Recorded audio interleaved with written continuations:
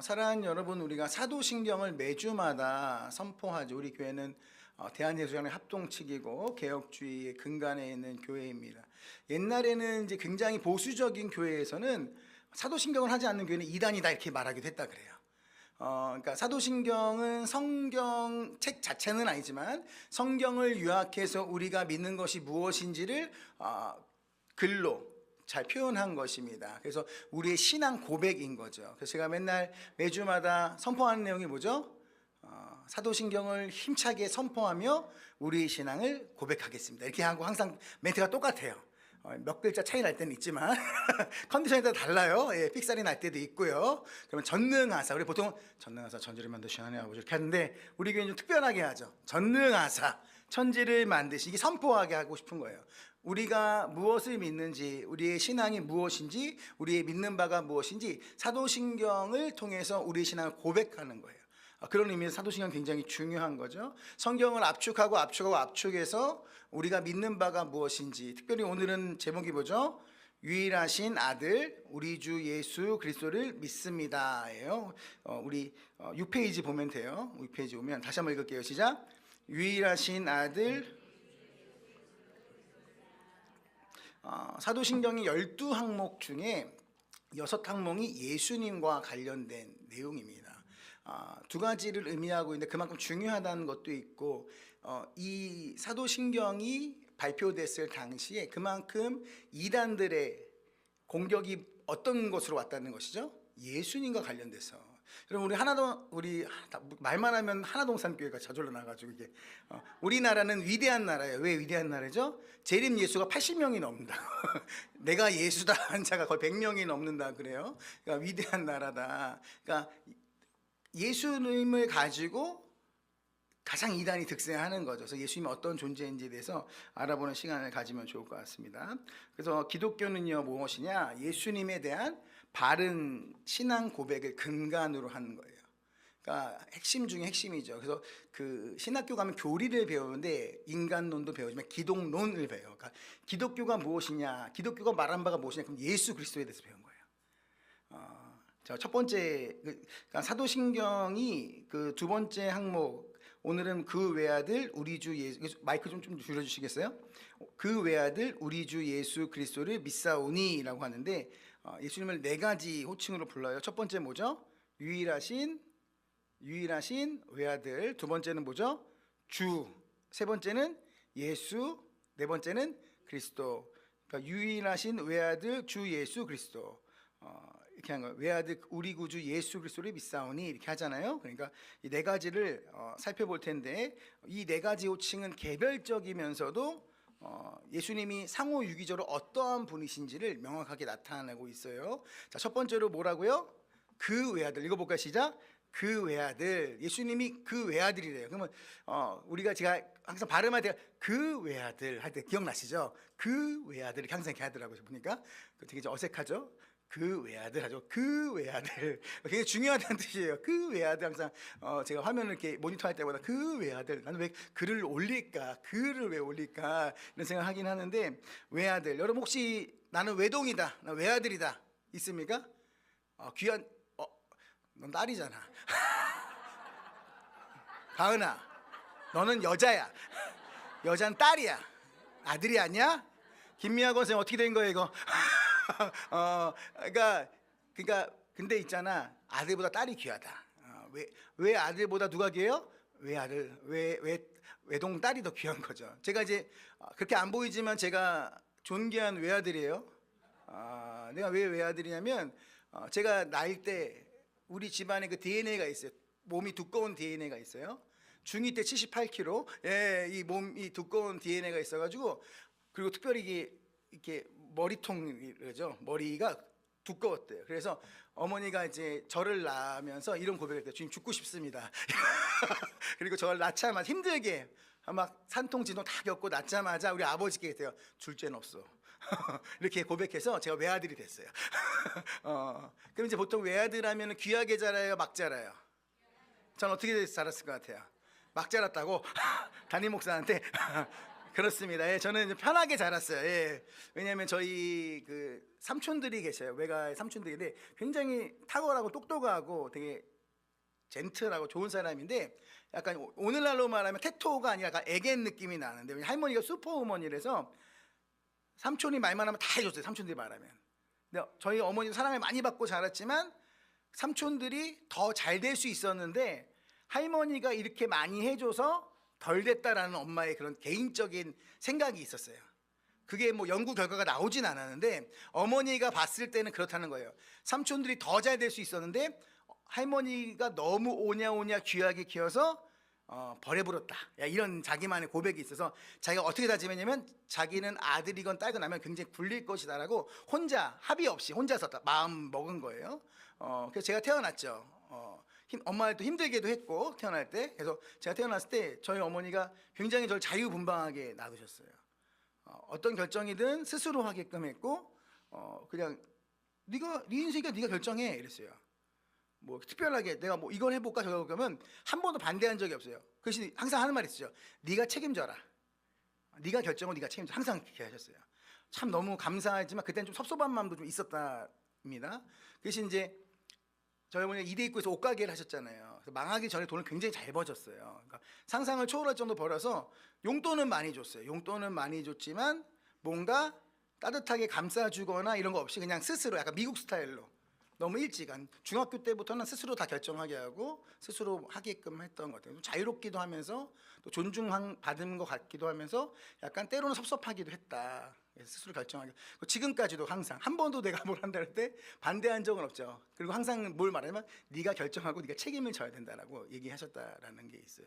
근데 여기서 하나님의 아들, 유일하신 아들 이 뜻은 무엇일까요? 하나님의 뭐 외동아들이야 예수님이 그 귀에 이런 의미가 아니에요. 이 의미는 뭐냐? 한번 같이 읽어볼게요. 다음 거 시작.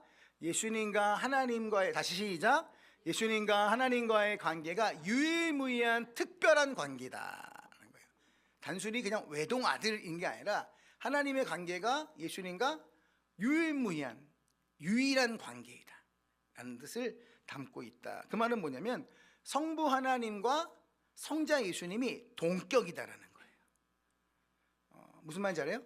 하나님의 아래에 예수님이 있는 게 아니라 삼위일체, 성부, 성자, 성령 하나님이 삼위일체시잖아요. 동등하다라는 거예요. 유일한 관계. 예수님과 하나님만이 가질 수 있는 유일한 관계를 뜻하는 것이 유일하신 아들이라는 뜻인 거예요. 자, 이해하셨습니까? 요한복음을 보면 예수님이 유대인들에게 뭐라고 하죠? 아버지와 나는 뭐다? 하나다 그래요. 다시 한번 읽어볼까요? 시작. 아버지와 나는 하나다. 이 말은 뭘까요? 내가 하나님이다라는 뜻이에요. 내가 하나님과 동등되다라는 것을 말하고 있는 것입니다. 이렇게 말씀하자 예수님을 어떻게 했을까요? 유대인들이 돌로 쳐서 죽이려고 했다라는 것을 기억할 수 있으면 좋겠어요. 왜냐하면 유대인들에게서는 이 말이 굉장한 신성모독이었다라는 거예요.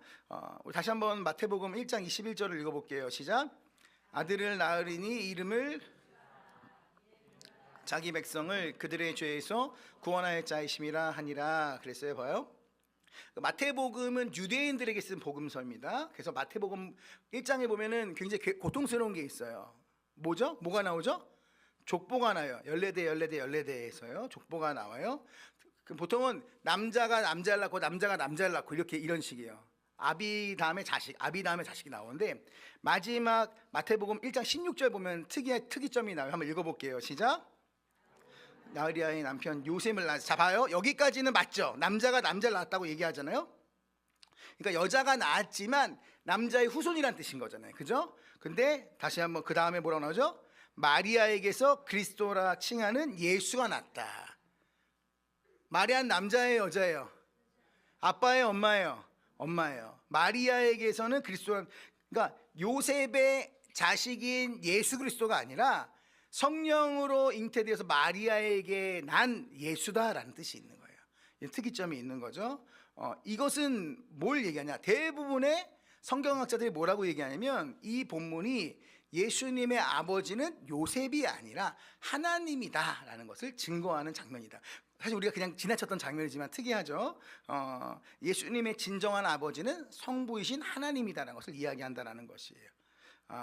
여러분 성경은요 예수 그리스도를 믿는 사람들이 하나님의 뭐가 된다 그래요? 자녀가 된다고 얘기해요. 믿으시면 아멘. 그 당시 자녀가 된다는 것은요 놀라운 권세가 있는 거예요. 뭐냐면 상속권을 얘기해요. 상속권은 상속권이 있다는 것은 무슨 뜻이죠? 상속자라는 의미인 거예요. 상속자. 여러분 상속자라는 건 뭐예요? 하늘의 영광, 하나님의 권세가 누구의 권세다?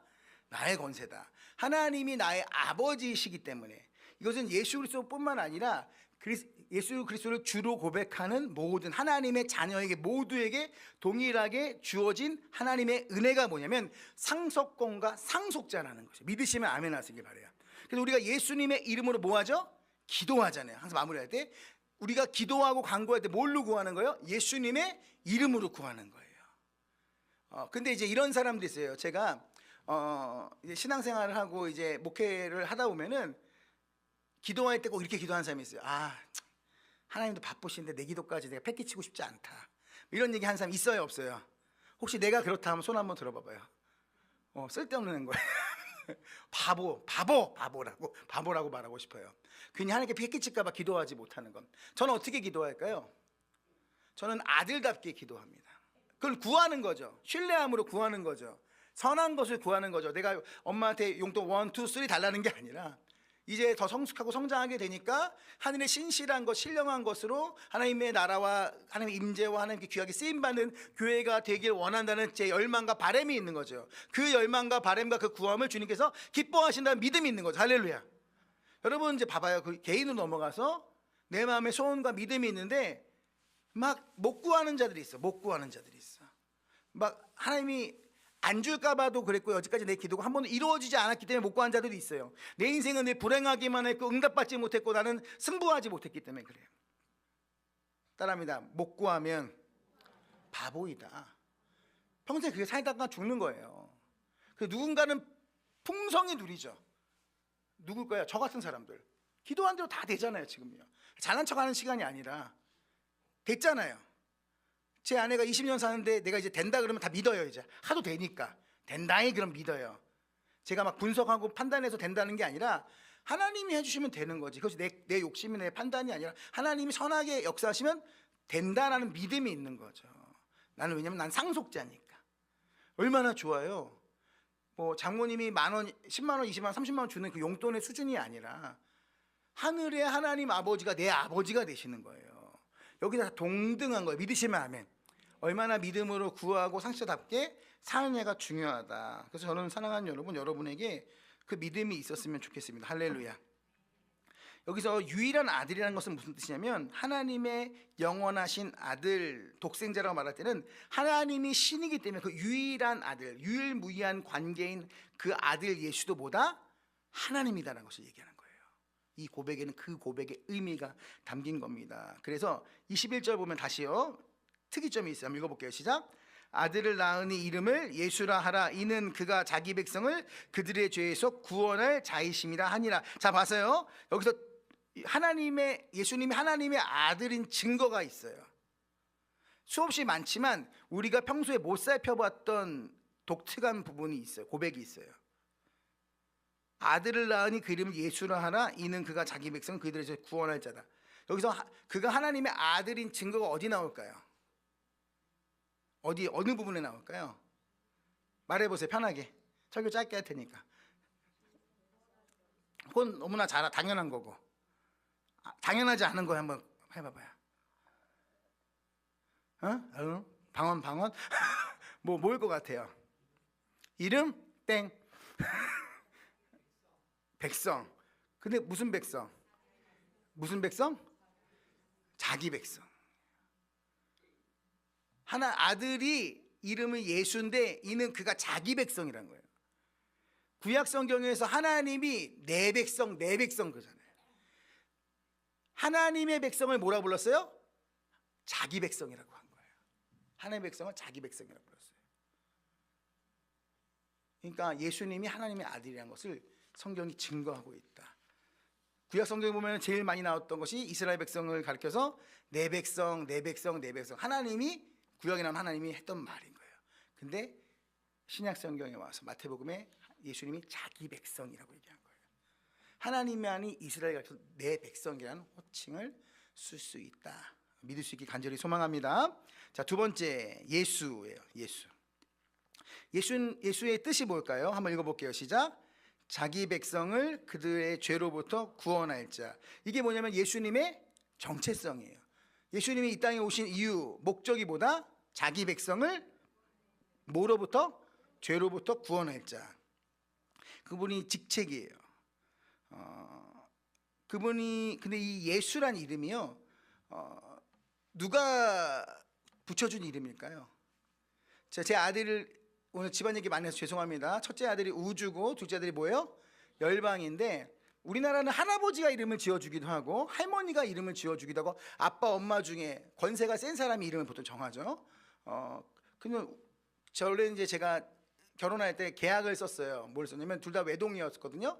그러니까 자녀를 5명 낳겠다는 포부를 가지고 우주 열방 지구 세계 하늘 5명의 이름을 지어놨어요. 진짜 거짓말 아니에요. 근데 이제 어찌하다 보니까 2명밖에 못 낳는데 우주 열방이죠. 다 이게 태명이죠. 태명인데 10개월을 부르다 보니까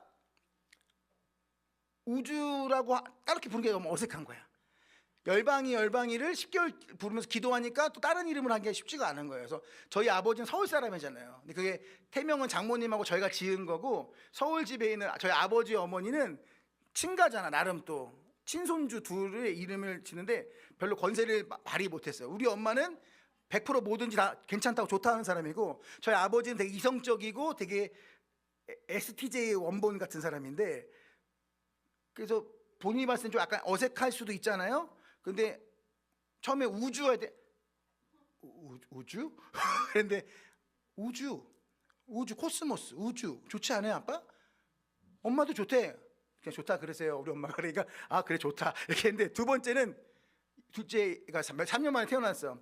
이름이 뭐야? 우주야. 주영아, 뭐 얘 이름을 열반은 불교 용어 아니니? 열반이 아니라 열방. 올레이션스 얼마나 좋아요. 아빠 열방 해봐. 열방. 갑자기 아빠 열반 막 계속.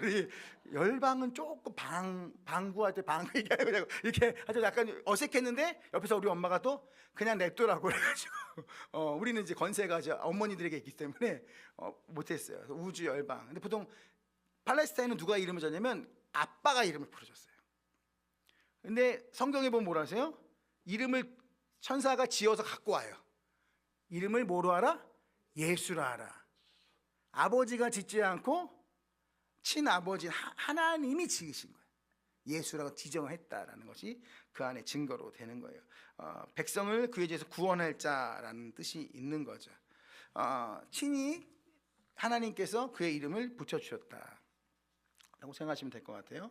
여러분, 이것을 예수란 이름, 예수님의 정체성은 우리를 구원할 자라고 하면 우리의 정체성도 있는 거예요.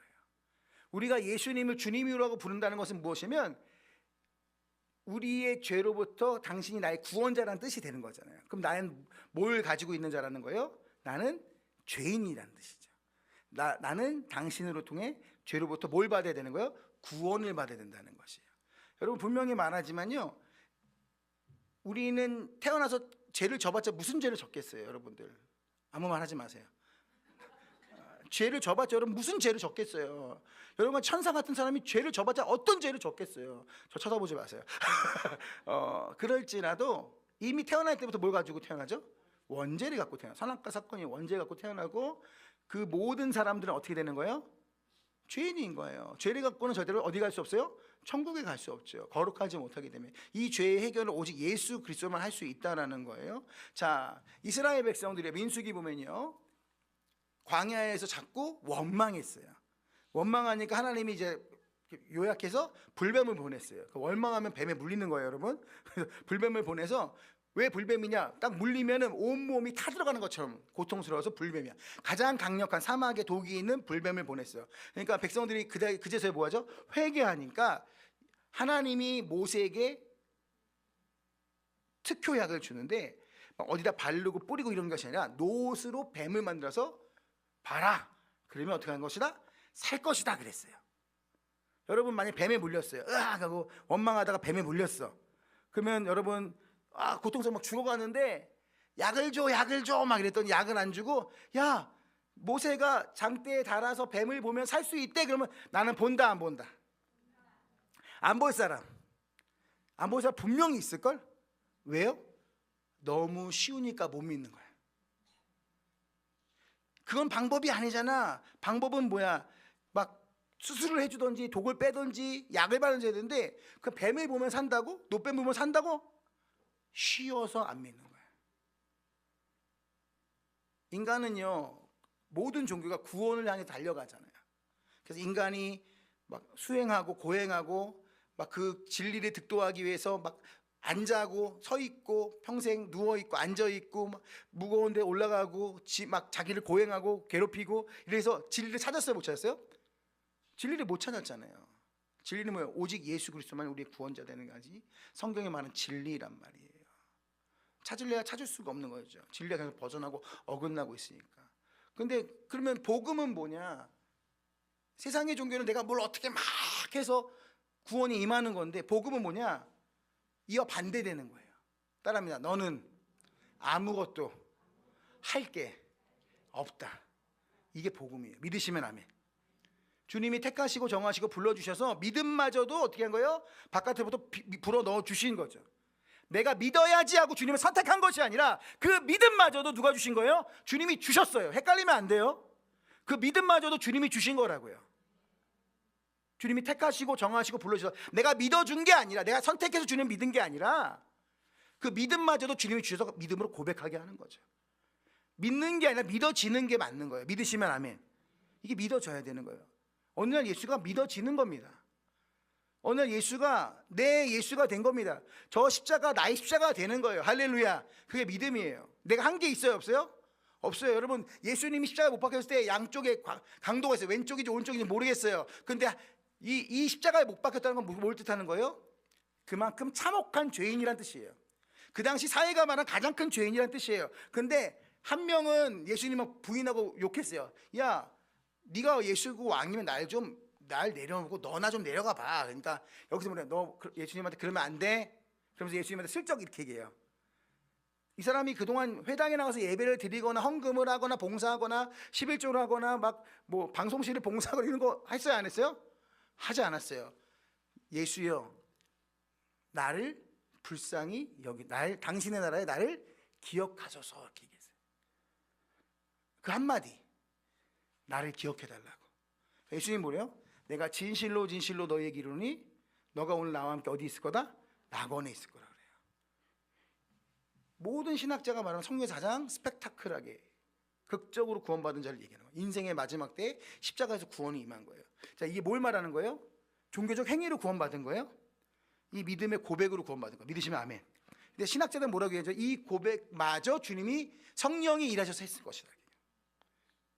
그게 예수를 믿는 거예요. 믿으시면 아멘. 구원은 100% 주님으로부터 오는 겁니다. 믿으시면 아멘.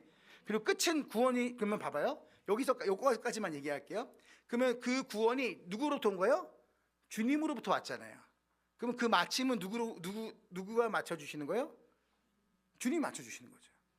주님이 시작하시고 주님이 끝내는, 그게 알파와 오메가예요.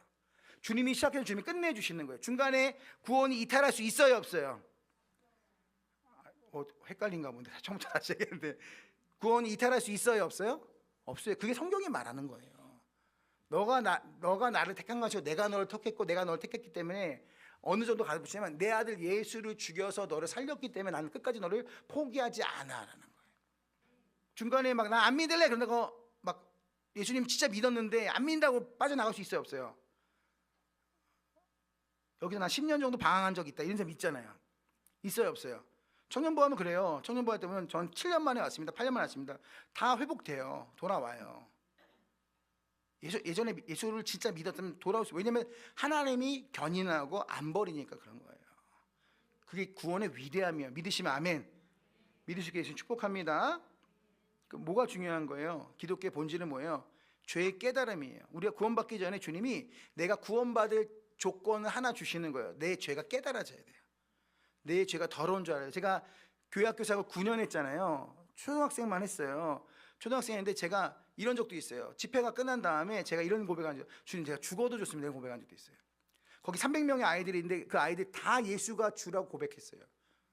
그럼 내가 이제 그 해 마지막 해였어요. 제가 이제 이번 해만 끝나면 다른 교회로 이동하니까 제가 마지막 집회 때는 복음을 3일 내내 복음을 전하고 마지막에 한 명 한 명 예수가 그리스도라고 고백하게 했어요. 근데 안 믿어지면 하지 말라 그랬어요. 아이들 다 예수가 그리스도입니다라고 고백하는데 제가 끝나고 주님께 그 젊은 나이에 실수로 전 지금 죽어도 여한이 없다라는 기도를 했어요. 그 정도로 그 고백을 아이들이 했다라는 거예요. 그리고 다음에 이제 제 인턴 전도사 때 어느 교회를 섬기게 되는데 유학하면 아이들이 기도할 때 이렇게 기도했어요. 십자가 부활만 계속 전했었는데 그 집회 때 아이들이 성령이 막 임하니까 애들이 막 떼굴떼굴 구르는 거예요. 회복수양에서 구르듯이 애들이 막 굴러요. 1시간 반을 구르더니 애들이 뭐라고 입에서 고백한 줄 알아요? 죄가 너무 더러워요 이렇게 얘기했어요. 그 초등학생이 죄를 져봤자 얼마나 큰 죄를 짓겠어요. 누굴 미워하거나. 근데 내 죄가 깨달아진다는 것은 무엇이냐면 그 거짓말하고 언니 미워하고 오빠 미워하고 동생 때리고 이런 것들 큰 죄라면 죄라 할 수 있지만 우리는 되게 우스운 죄잖아요. 우리에 비하면 그 죄조차 수치심을 느끼고 두렵다고 느꼈죠. 성령이 어떤 일을 하시냐면 우리 구원학 시간에 죄가 깨달아지는 은혜를 주시는 거예요. 그러니까 여러분 예수를 그리스도라고 믿는 것은 뭐냐면 그가 나의 구원자, 예수다 믿는 건 예수라면 그가 나의 구원자인 동시에 그 고백을 하는 자는 내가 죄에서부터 자유함을 얻은 것이고 내가 구원을 반드시 얻어야 할 죄인임을 고백하는 고백이다라는 거예요. 그리고 내가 진짜 예수를 믿는 자는 내가 죄인이었지만 거듭나고 구원받은 하나님의 백성이라는 고백을 하는 거예요. 이게 기독교의 본질이다. 이게 복음이다. 믿을 수 있기를 간절히 소망합니다. 그래서 너무 쉬워서 어려운 거야. 세 번째, 구주예요. 구주에서 구는 뭐예요? 구주에서 구는 뭐예요? 자, 여기를 봐요. 내 눈을 봐요. 다 끝났어요. 히터 좀 꺼주세요. 더워요. 자, 구는 뭐예요? 구원자. 잘했어. 그러면 다시 주는 뭐예요? 주님, 주인. 안 넘어와. 똑똑하셔야. 구는 뭐예요? 구원자. 주는 주인이다라는 거예요. 우리 그냥 주예요. 주. 그러니까 이건 뭘 얘기하냐면 주님이 우리의 주인이고 우리는 주님의 뭐다? 종이다라는 거예요. 여러분 이게 자존심 상합니까? 그게 무슨 말이냐면 예수를 주로 고백하는 인생은 내 인생에 내가 키를 잡고 내가 주인은 운전대를 잡고 돌리는 인생이 아니라 주님께 맡기고 주님께 드리고 주님이 움직이게 하는 인생이라는 것이에요. 여러분 그게 편한 거예요. 예수가 그리스도라는 그 고백이 편한 거예요. 그게 자유한 거예요. 예수님이 나의 주인 되어서 주님께 내 삶을 의탁하고 주님이 내 삶을 이끌어 주시기 원하는 게 편한 거예요. 내가 여러분 살면서 내가 내 뜻대로 내 인생을 바꿔본 적 있어요, 없어요? 있지만 없어요. 결국에는 다 제자리로 돌아오고 내 뜻대로 아무리 발버둥 쳐도 결국엔 누구의 뜻대로 되는 거예요? 주님 뜻대로 하는 거예요. 그 주님으로 안 모시고 고집 피우는 사람도 있어요. 어떤 사람이 고집 피워요? 아까 말한 것처럼 기도응답이 안 됐어. 내 고집이 너무 세, 짜증나. 그럼 기도하고 싶지도 않고 주인으로 인정하고 싶지도 않아. 따라합니다. 그런 사람들은 대답해보세요. 그런 사람들은 돌아도 더 돈다. 주님이 그 사람 포기하진 않아요. 근데 조금 훈련을 시켜요. 가장 신앙생활이 좋은 건 뭐냐면 주님이 주인일지 인정하고 사는 게 제일 편한 거예요. 그게 제일 빠른 길이에요. 순종의 길을 걷는 거. 주님이 가라면 가고 오라면 오는 거, 주님 멈추라면 멈출 수 있는 그 용기와 믿음 생각보다 쉬워요, 여러분. 주님 하라는 대로 하면 되는 거예요. 내가 원하는 대로 아무리 선한 일일지라도 내가 원하는 대로 하는 것이 아니라 주님이 가라는 대로 가고 원하는 대로 하고 이 타이밍, 그 타이밍마저 그 카이로스의 시간마저 누가 정해주신다? 주님이 정해주신다는 거예요. 그걸 내가 판단하고 내가 뜻한 대로 해서 섭섭해하고 하는 거 아니라 하나님의 때에 반드시 이루어진다는 거예요. 저희 아버지가 예수님을 안 믿었어요. 저희 작은 아버지는 장로님이세요. 저희 할머니는 저를 목사로 만든 기도를 진짜 열심히 한 권사님이었어요. 우리 고모들은 다 권사님이야. 근데 우리 아빠 엄마는 잡사님이요, 아빠는 성도야. 성도도 아니야, 믿지도 않아. 아버지는 너무 젠틀하고 돈도 잘 벌었고 힘도 세고 뭔가 대단한 사람이었는데 예수를 안 믿어. 매너도 좋고 너무 훌륭한 사람인데 예수를 안 믿어. 그럼 제 안에 뭐가 있어요? 두려움이 있어요. 부담이 있어요. 언제까지 예수를 안 믿었냐면 너무 똑똑하니까 안 믿는 거예요. 우리 할머니가, 우리 송선녀 할머니, 외할머니가 너무 도덕적이기 때문에 예수를 안 믿었던 것처럼, 내가 지옥 가면 다 지옥이야 이렇게 말하는 것처럼, 너무 선하게 사니까, 우리 아버지는 너무 이성적인 사람이니까 예수를 안 믿었죠. 근데 내가 이제 뭐에 호소했어요? 이성적인 사람은 감정에 호소해야 되잖아요. 그래가지고 아빠, 내렸어요. 아빠, 나 목사 연수 받는데, 안산동석에 목사 연수 받는데, 우리 아빠만 예수를 안 믿어. 나 미치겠네 진짜. 아니 자기 아빠도 전도 못하는 사람이 목사가 자격이 있나 모르겠어요. 그러니까 아빠가 버리죠. 자격이 없지. 자격이 없지 이렇게 얘기했어요. 그런데 아빠는 왜 이렇게 고집을? 나 옛날에 교회 나갔어. 할머니 등살에 밀려서 교회 나갔어. 이렇게만 얘기하는 거야. 그러다 이제 세월이 더 지나는데 이제 내리세요. 아빠, 나 목사 된 지 몇 년 차인데 아직도 아빠 예수 안 믿어요. 아빠 나 이제 담임 갈 때 다 됐는데, 나 청빙 가면은 다들 장로 아들, 뭐 총회장 아들 다 붙으면은 너희 아버지는 뭐 하시노? 그러면 우리 아빠는 예수 안 믿는데, 그냥 바로 떨어진다 그냥. 아들의 출세길을 막는 아빠 참아 너무하시네 말이니까, 갑자기 그때 처음으로 믿어야겠네. 그냥 자기의 믿음이 아니라 내가 잘못될까 봐. 아빠는 그런 존재인 것 같아요. 근데 이제 저희 아버지는 예수를 믿었을까 안 믿었을까요? 슬퍼요 갑자기?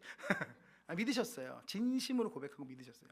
인생의 마지막 때, 평생 제 기도 제목이 주님이 마지막에 이루어주셨어요. 제 친구 중에 박상용이라고 있으면 태국에 있는 친구인데, 그 친구는 평생 기도 제목이 그 흑석동에서 떡볶이집 하는 내 친구의 아버지 어머니, 천사 같은 아빠 엄마예요. 진짜로 진짜 천사 같은데 예수만 안 믿어. 그 친구가 되게 순수한 믿음을 갖고 있었거든요. 그 친구가 기도했어요. 우리 아빠 안수 집사, 아무리 봐도 장로님까지는 안 될 것 같은 거야.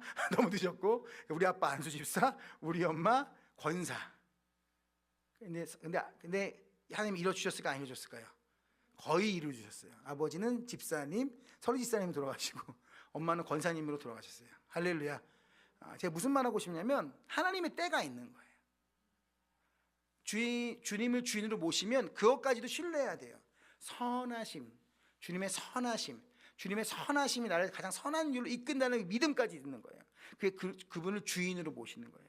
자, 우리 교회를 놓고 한번 얘기해 봅시다.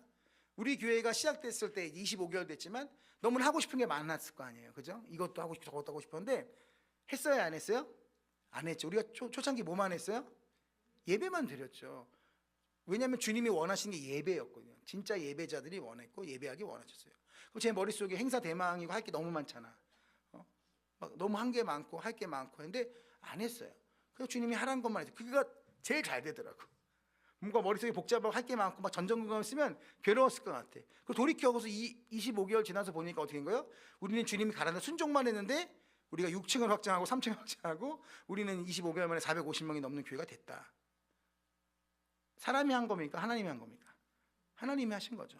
우리는 주님이 가라는 길만 갖고 순종했을 텐데, 그 앞으로 어떻게 해야 되는 거예요? 이만큼 이제 자리 잡았으니까 하고 싶은 대로 해야 된다는 거예요? 아니요. 지금부터 더 중요한 거죠.